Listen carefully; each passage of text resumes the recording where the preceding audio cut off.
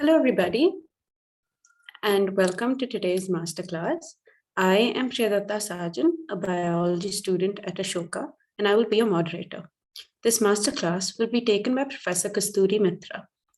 Professor Mitra joined Ashoka as a DBT Wellcome Trust Senior Fellow and an Associate Professor. She ran a federally funded research program as an independent faculty at the University of Alabama at Birmingham, USA. There, she also directed an undergraduate program fostering student learning from hands-on experience towards forging customized learning paths. Here at Ashoka, she has taken charge of the M.Sc biology program to be launched this August, which we are going to be talking about in our information session. Professor Mitra's educational training is from Presidency College, Calcutta for BSc, Calcutta University for MSc, CCMB Hyderabad for PhD, and NIH Bethesda for postdoc. Her long-standing research interest is in the cellular organelle called mitochondria that is classically known as the powerhouse of the cell. Her research has been pioneering in identifying various novel aspects of mitochondrial biology and various cell types, including stem cells. Her lab takes a combinatorial approach involving quantitative cell biology, biochemical, and genetic tools in probing the role of mitochondria in health and in diseases like cancer. Other than research articles, she has also published several invited review articles in her areas of expertise. Her research has been featured in podcasts and newsletters. She serves as a reviewer for various leading scientific journals and international funding agencies, and has served as a lead guest editor on a mitochondria-related special topic. In this masterclass webinar, Professor Mitra will talk about from bench to bedside and back for the first 25 minutes or so.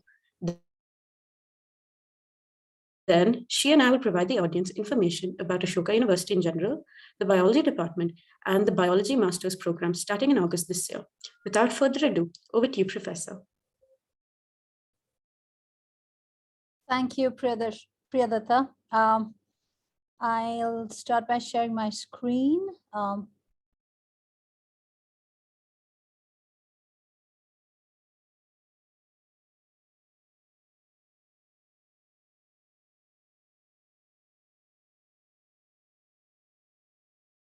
Is it now in full screen?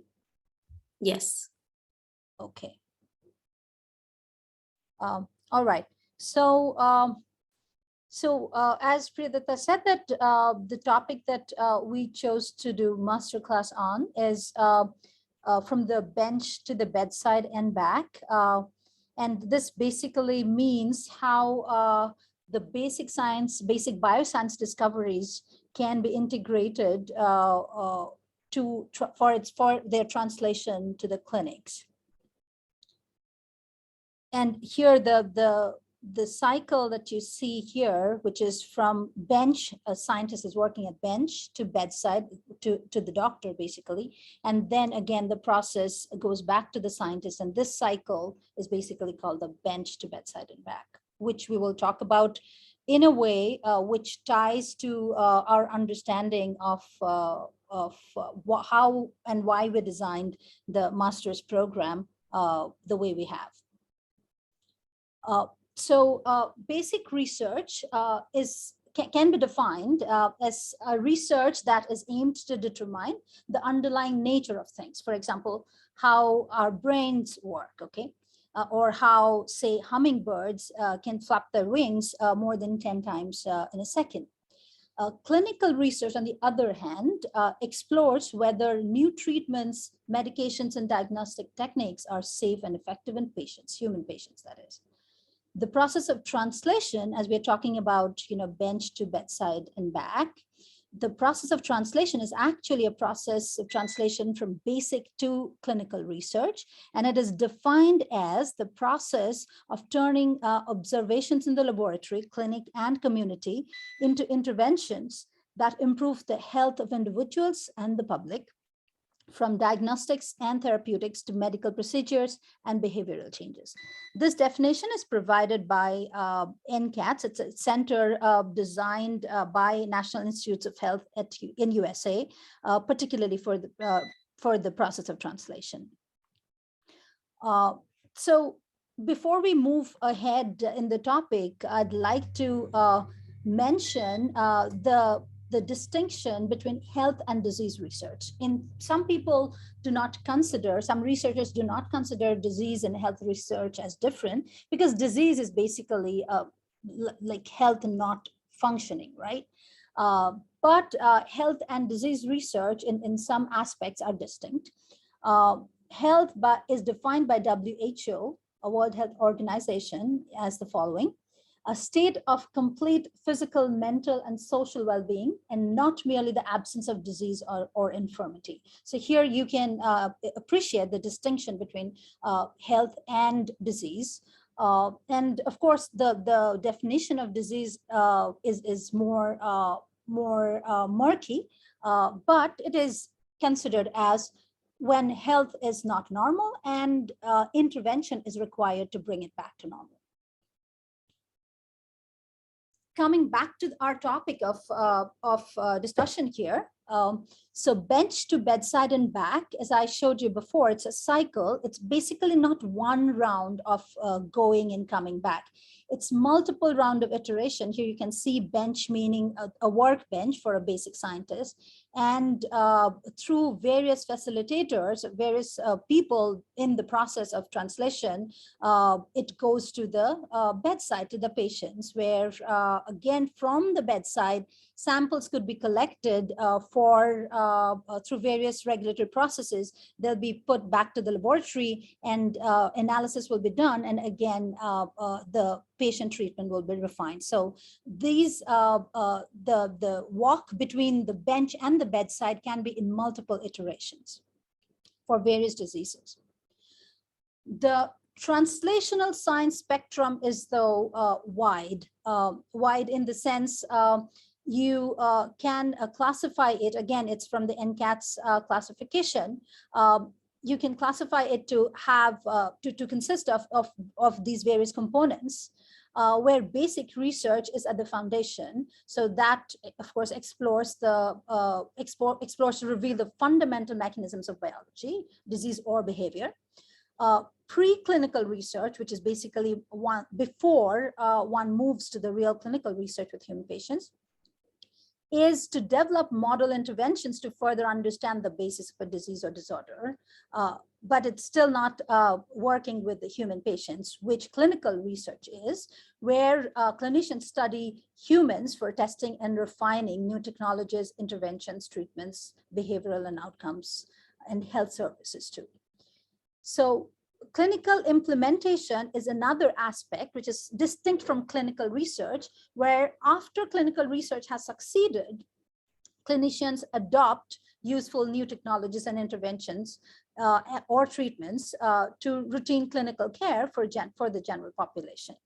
And after the general population has actually had the chance of testing out the new approaches, then public health researchers come in, where they study health outcomes after the interventions and treatments. They study health outcome at the population level to determine the effects of diseases and efforts to prevent, diagnose, or treat them. So all these aspects you can very well imagine will involve various researchers that may span from basic biology to physics, mathematician, and all aspects of science, and sometimes even humanities.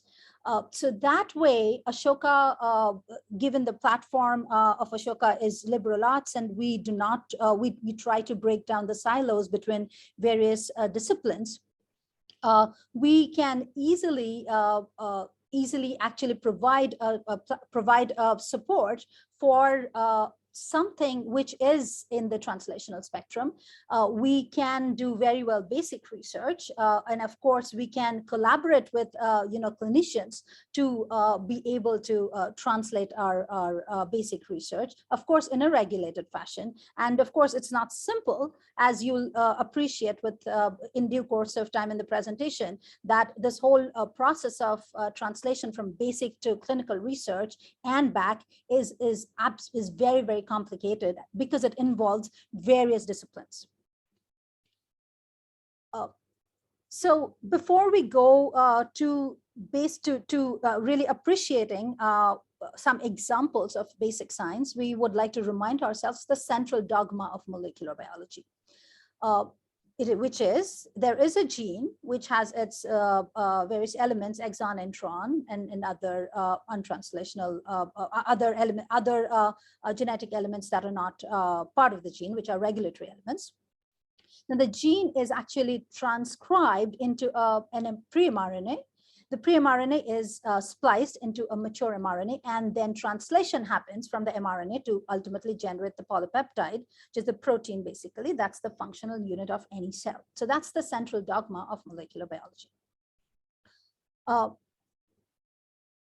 If we think about COVID-19, we will see that we will appreciate that COVID-19 is actually a fantastic example of very good translation of basic science to the clinics. So the basic science, if you think about COVID-19 and its treatment, the major treatment that has been provided by the mRNA vaccine is actually derived or picked up from basic science, and that started long back in 1960. So this is a timeline, the history of mRNA vaccines. The mRNA was discovered in 1960, and 2020, here we are with an mRNA-based COVID-19 vaccine. So the platform was there. A lot of research had gone into the development of mRNA vaccine. And when COVID-19 hit, those basic science knowledge was actually picked up. They were ready to be picked up by vaccinologists who could develop, and various other people involved, who could develop quickly COVID-19 mRNA vaccine, which is the maximally, which is of all the vaccines has maximal efficacy. So this is basically depicting this cartoon depicts that the vaccine delivers the spike protein mRNA, and that is translated, following the central dogma.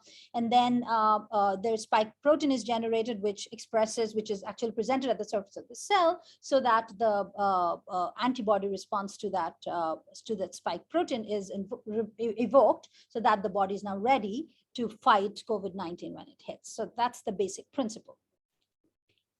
Again, did we follow everything? We meaning, human race as such. Did we follow all the spectrum of translational science during COVID-19 research and generation of the vaccine? By and large, yes. And because it was done in an emergency situation where the timeline was sped up, basic research was already there, some more was done, preclinical research happened quickly, and of course, a whole lot of clinical research from various countries generated data. A whole lot of data scientists came into the picture, and clinical implementation happened. And of course, public health outcome was measured, whether the vaccines were of efficacy, or of what was the extent of efficacy of each of the vaccines that has been designed for COVID-19. So by and large, all the aspects were covered, but then the spectrum can vary from disease to disease, or clinic for translational science applied for each disease within these various aspects of translational science. So coming back to basic science again. So we were talking about COVID-19, which is which we are in the midst of. But for our daily health, we cannot forget the circadian rhythm we live in, right? Circadian rhythm is basically the impact of light on our cycle. Our every system, every organ in our body is actually impacted by the ambient light, the environmental light. So that's called chronobiology. So basically, this is an average teen circadian cycle. So how a teen operates during a light and day cycle. Of course, anybody is not active during the whole throughout the whole day. The activity varies, and activity of each of our internal organs also vary. It turns out that individual cells in our body have their own circadian clock. So to understand, so that's basically health, right? Not really disease. How we respond to light. That's understanding our health parameters. So will you be able to study humans when you're trying to understand circadian rhythm? You cannot do experiments on humans as well as you can do in model organisms. So these are the various model organisms where all of them follow circadian rhythms, and they have different advantages and disadvantages. And the choice based on what basic biology aspect we are studying, we have to make a smart choice of choosing the model organism, and then we generate data. We hit upon a discovery, and that discovery is then translated to humans. Okay. So from model organism research, which is very basic science research, we have various examples of translation to humans, where it turned out that the basic aspects that we studied in model organisms turned out to be true in humans. Okay. So this is an example where Nobel Prize was given out to study for the discoveries of circadian rhythm biology and the molecular circuitry of it in fruit flies. Okay, and of course it was validated in mouse, which is a higher level model organism, higher order model organism. And then of course some of the basic tenets apply to human as well. So the genes were mapped using the first gene called period gene was mapped in Drosophila fruit flies, that is. The transcription translational feedback loop, like how the cycle of how light impacts basically each of the circadian rhythm genes was figured out in Drosophila. And of course the molecular circuitry was first figured out in Drosophila and then validated in mice. So this was health, right? So does aberrations of circadian rhythm lead to disease predisposition? Yes, of course, yes. An example I'll cite here is using model organism, a mouse here. It was found that if we eat fatty food in the middle of the night, that adds more to our fat content than if we eat it during the daytime. And of course, there are molecular players controlling that. So if one keeps on eating fatty food at nighttime, so it's very easy for that that organism or human, if you are thinking about a human being, to add fat and become obese, right? So it will have health implications. So studying model organisms gives us this wide window of possibilities that we can test out before we actually go into the humans for translation. This is another example where yeast was the primary model organism, and mammalian cells, meaning higher cells from mouse and humans, also were tested later, where the Nobel Prize went to discovery of the cell cycle. So the eukaryotic cells when they are proliferating, they go through these various cell cycle stages, and that was first discovered and all the molecular circuitry was identified, worked out in yeast. It's still not clear how the regulatory circuitry works in all details, but it was enough to actually award a Nobel Prize because of such fundamental discovery, which can have impact on health. And how so? Because if there is deregulation of the cell cycle in any cell in our body, that may lead to cancer for that organ. So if there is deregulation of cell cycle in liver, that may lead to liver cancer. So that was a very profound and very important and significant finding using a model organism. So again, we're talking about basic science contributing to understanding human diseases, right?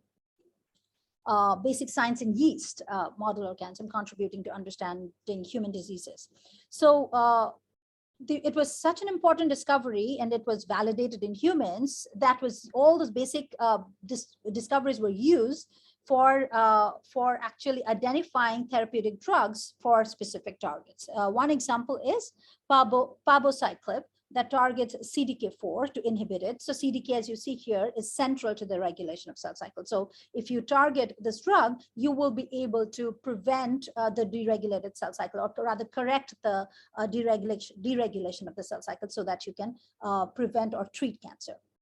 That's the idea. And various clinical trials, various human clinical trials are on the way, some of them successfully with this particular drug. So when we are thinking about drug, it appears that one drug and one target, just two components, right? That's absolutely not the case. So here you see all these boxes and the small boxes, the sub boxes inside these colors, they are basically the various aspects of a drug discovery map. Okay, so this is a drug discovery, development, and deployment map, which is called 4DM.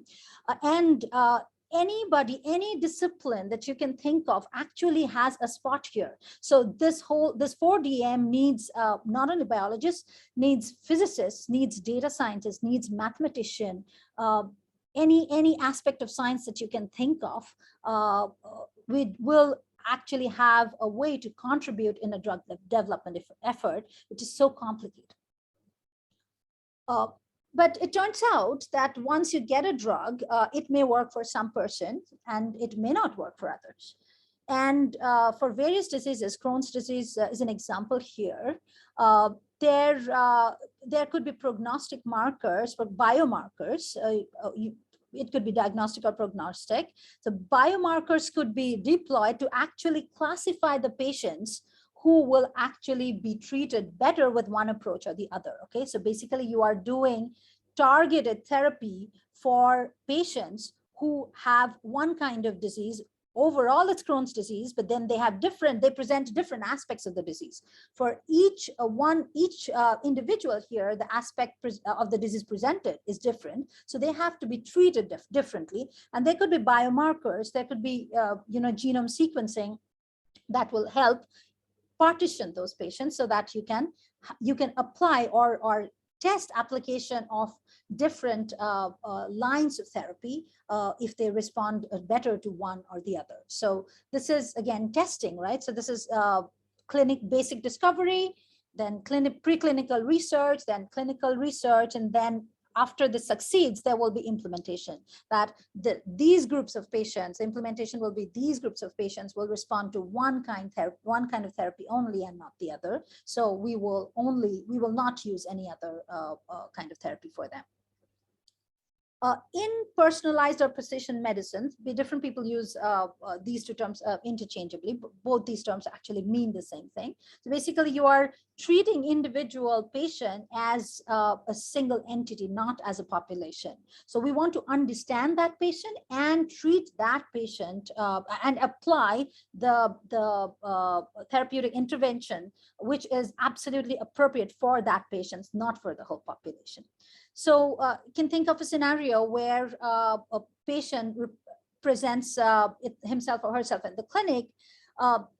Clinical phenotyping is done. That is, what are the symptoms of the patients? They are absolutely, they are noted down in great detail. That's why it's called deep clinical phenotyping. Then their samples are taken and then they are passed through next generation sequencing. So basically you would want to understand, are there genetic mutations, are there genomic changes which are unique to that particular patient that may be linked to the particular clinical phenotype the patient is showing.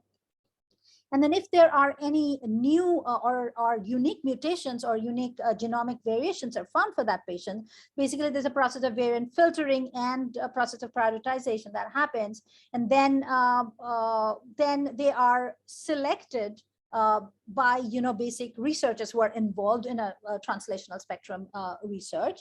They are selected to actually to be tested, that they have to now be applied for therapeutic intervention, which you cannot test on the patient. So what will you do? You will now bring in model organisms introduce those genetic changes that you found in that patient in model organisms, and then you can make avatars basically of the model organisms. So there are various mouse avatars in the cancer research where particular mutation of a patient is actually introduced in the mouse, and then that mouse actually is an avatar for that patient.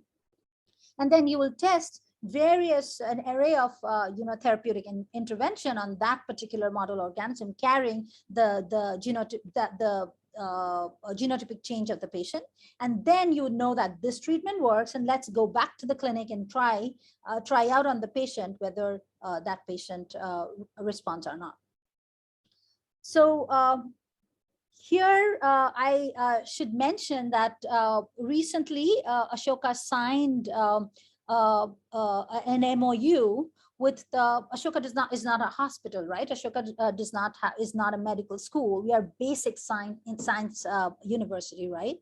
And so we signed an MOU with the Max Healthcare to use genome and data analysis from Max Healthcare to study complex diseases. So we understand, Ashoka understands that we, as a basic biologist, we can contribute to translational research in collaboration with hospitals like Max Healthcare here. So this was a very recent, you see 9th May, very recent endeavor from Ashoka's side. So we are well geared to be able to do this integrated basic and clinical research through the process of translational research. So where I come in, it's like I am mitochondrial biologist. I thought that why am I talking about, this integration of basic and clinical science through translational research? Because I'm interested in applying whatever we find from our basic research on mitochondrial structure and function to patients, cancer patients in particularly, because of our finding from Drosophila that we found if you introduce a certain kind of mutation in a single tissue, depending on where the cells are located in that tissue, they will behave differently. Introduction of the mutation in this area of the tissue actually will make the cells proliferate more, like cancer, while the introduction of the mutation in this particular area of the same tissue will not, okay? So what we did was we tried to find out whether there are two patients who can be defined by these two populations. This was Drosophila, right? Whether there are two patients who have different mitochondrial biology out there in public, so we looked at genome, publicly available genome sequences, and we actually found those two groups of patients. We could define them. We could actually find a genomic signature to identify each group of patients, and then we have designed certain assays where we think that we will be able to identify the patients or even the tumors that will respond to particular mitochondria-based therapy, okay? So we want to develop a mitochondria-based targeted therapy for cancer patients. So that's what our interest is, and that's why I'm interested in this integration of basic discovery, which is very basic in our lab, particularly to clinical science. And of course, that has to be done through collaboration. So now, I ask, so now we are going to move on to the information session. So I ask Priya Datta to actually take over from here and tell us, get us introduced in this section, and then I'll move on to particularly M.Sc biology. Yeah. Okay, so to start this information session, I thought it would be a good idea to talk about what I have learned at Ashoka. So these are a few reasons why I would recommend studying at Ashoka. So firstly, Ashoka is a liberal arts university, and the education we get here is very interdisciplinary. This has not only allowed me to take courses from different fields and explore my interests, but it also shows you how to look at each topic through different perspectives. So it can be viewed in different ways. Now, this brings me to my next point, that Ashoka actually cultivates critical thinking. As a young student, I found this skill particularly useful because it makes you think about subjects through different lenses before just coming to a conclusion. This kind of thinking has further fostered independent thinking, which I believe is a skill that is required because eventually we are going to step out of college and we will need to know how to think for ourselves and not just listen to the next person. Finally, at Ashoka, I have met lots of students from various different parts of the country, different parts of the world, who have very different backgrounds and upbringings from me. And not only has getting to know them been very insightful because you get to know more about where they're from and their culture, but it has also helped me get to know myself better. Let's move on to the next slide. Yeah, moving on to studying biology at Ashoka. So I have thoroughly enjoyed studying biology at Ashoka for many reasons, but one of the most important reasons would be the faculty here. So even though all our faculty are very well established in their own fields, they have time for their students and are very approachable. And because of this, most students are able to cultivate very good close relationships with their professors where they're comfortable enough to get doubts cleared or even ask help with internships and applications, all of those things. So another thing that is amazing about the biology department at Ashoka is that because all our faculty have their own labs on campus for their research, there are lots of research opportunities if you're interested to do so. So it's very easy to just reach out to professors, express your interest, and you will have opportunities on campus or even in during summer and winter breaks when you're back home, they are able to connect you to other researchers near the area. And there are lots of opportunities if you are interested, that is. And finally, I think that having professors like these as role models made me grow as a student. I am much more focused and driven now than I was when I joined, and I have the department to thank for this. So this has been my experience at Ashoka and studying bio at Ashoka. Okay, so now, given the excitement about Ashoka and biology at Ashoka, we'll move on to the M.Sc biology program, which is the information session is particularly geared for that. But we are going to start this August. So this is a 2-year program with 4 semesters with mandatory residency, and you'll appreciate in due course of time why residency is mandatory. We will maintain a small cohort, 20 or less, of very motivated students, motivated because they are expected to customize their specialization from a wide range of elective courses spanning from biophysics, biochemistry, cell and developmental biology, computational mathematical biology, behavior, ecology, and evolutionary biology. That's why, when we were talking about in the master class that various people of various background have skills to contribute in modern biology research, even in basic science, and translation science are also clinical research. So we want to train people who are interested in contributing to biology, and they may not have to be only from biology background. We just want them to be driven, and we want them to be motivated, and we will train them so that they can contribute in various aspects of modern biology research. So they will get guidance as they're customizing their specialization. They will get guidance from graduate advisory committee on a regular basis. They will attend mandatory 2-week preparatory biology and mathematics boot camp.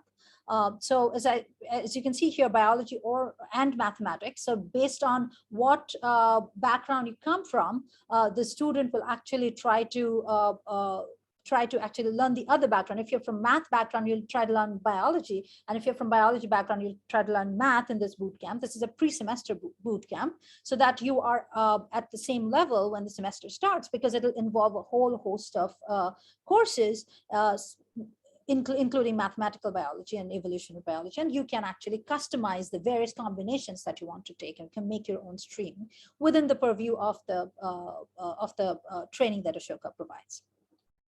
Year 1 will involve mandatory and elective lecture courses and short research projects of choice. And year 2 involves extensive thesis research in an identified area of specialization within or outside the university, in academia or industry. So we are in communication with various industries who are interested in actually accepting trainees from this program, so that they can spend 1 whole year of research with them, with the aim of learning industry, getting for the trainee to get industry experience, and the industry to learn about the trainee, whether they're good enough to be absorbed in the industry or not. So a wide variety of options to choose from and or to go to after this course is successfully finished. So eligibility, students of all nationalities are eligible to apply across the world. You have to have a bachelor's degree from in biology, biotechnology, chemistry, physics, math, pharmacy, veterinary sciences, agriculture, BB or BTech, in any related field. And it has to be under this 10+2 +3 or 4-year system. The candidates with a valid national eligibility test score, which can range, which can be any of these, they will be directly screened. But candidates without a valid national eligibility test score, or who have not appeared for a national eligibility test score, or they are in the final year waiting for their results, they will be able to take a proctored online test that is designed by Ashoka biology faculty. The admission is merit-based. Main criteria include academic credentials, 12th, how you've performed in your 12th. We initially had marks for graduation as well, but for the COVID times, because many universities have actually have modified their way of evaluating the students, or even producing grades to the students, or even for final exam, the way they are doing it very differently. So we have decided, just for the COVID times, we will not consider the percentage marks of that year.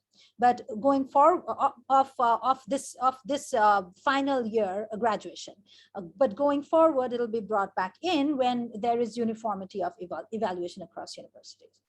And of course, there will be huge significance of the test score, either national eligibility test score that the applicant will provide to us, or the rank, or if they would have taken Ashoka test, the scores that they've gotten from there. They are of huge significance in the selection process. So again, we are looking for students who are driven and eager to learn in a focused manner. Somebody who knows that I want to go to this field, so I need to do a specialization in this field, or you can come and join, and then you get exposed to various opportunities, and then you make up your mind that I want to do specialization in this field, and design your specialization in a focused manner, and do your research in a focused manner in that field, and then get your master's degree. So that's why SOP is very important. Our website has guidelines how to write the SOPs.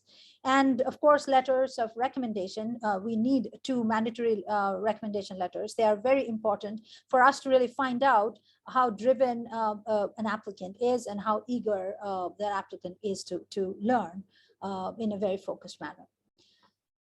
So selected candidates with all these criteria will be notified by email to appear for a 10-minute interview, where we are going to test them a little bit on topics, on subjects, but more about their drive and more about what they want to do, how they want to use this program in their career path.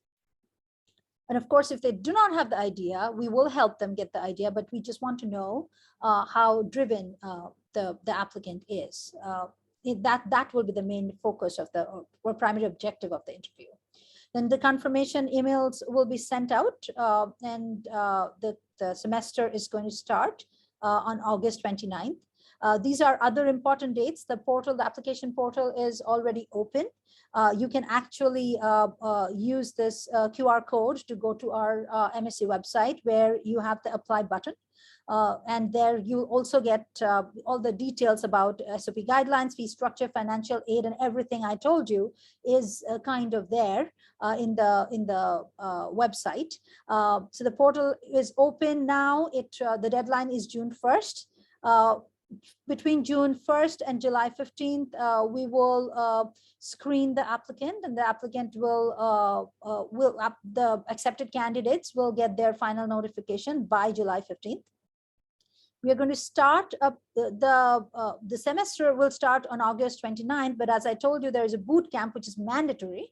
So for Master's Biology program, we are going to start the semester, so-called semester, on the 22nd. So on 22nd to 27th, there will be this pre-semester boot camp, which is mandatory. There will be credit for that, 2 credits. And then semester will start with the rest of the university on August 29th. And you'll get to know the fee structure and financial aid structure as applies for the rest of the Ashoka programs as well applies for this program. So you'll get to know about that in the website. And of course, you can make use of the SOP guidelines there, because SOPs are very, very important to convince us that you are driven and you will be able to make use of this customizable research-based program. With that, I think we can end the session. Priyadatta? Yeah, I think so too. Thank you so much for this session, Professor. I definitely learned a lot, and I'm sure many future applicants will find this helpful too. Thank you. Thank you.